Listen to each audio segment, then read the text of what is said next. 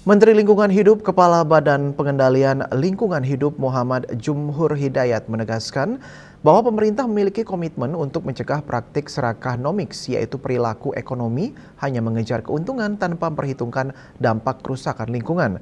Menteri Jumhur juga menekankan bahwa keberadaan industri di suatu daerah harus memberikan manfaat nyata bagi masyarakat lokal, bukan hanya menghadirkan keuntungan bagi pelaku usaha.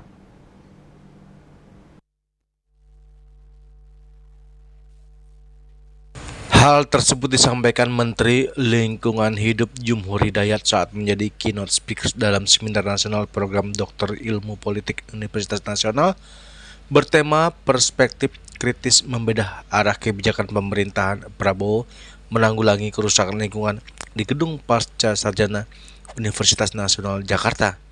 Menteri Jumhur menjelaskan serakah nomiks terjadi ketika pelaku usaha hanya menghitung keuntungan ekonomi tetapi menganggap biaya pemulihan lingkungan sebagai beban. Ia mencontohkan apabila sebuah kegiatan usaha menghasilkan keuntungan besar dari eksploitasi sumber daya alam, maka pelaku usaha tetap memiliki tanggung jawab untuk memperbaiki lingkungan yang terdampak. Untuk melakukan gerakan nasional pemulihan lingkungan, artinya mengatur semua kesadaran kita, manusia, individu, usaha, pemerintah pusat, pemerintah provinsi, pemerintah daerah. Ayo kita bangun kesadaran baru yang kita sebut sering tobat nasional ekologis. Ya, dan itu sudah dalam persiapan dan mudah-mudahan di bulan Agustus bisa kita launching gerakan bersama, termasuk mahasiswa. Jadi apa kan karena semua salah kalau masalah lingkungan ini, baik pemerintah, masyarakat, dunia usaha pasti punya salah. Contohnya buang sampah sembarangan, buang plastik sembarangan. Tiba-tiba plastik itu dibawa ke sungai, sungai bawa ke laut, ada pulau plastik. Ternyata ikan-ikan mengandung mikroplastik, penyebab kanker lah kira-kira gitu. Jadi sebetulnya semua punya salah. Nah, karena itu kita bertobat, tapi tentunya bukan sekedar tobat yang kita bayangkan begitu saja. Ada langkah-langkah teknisnya.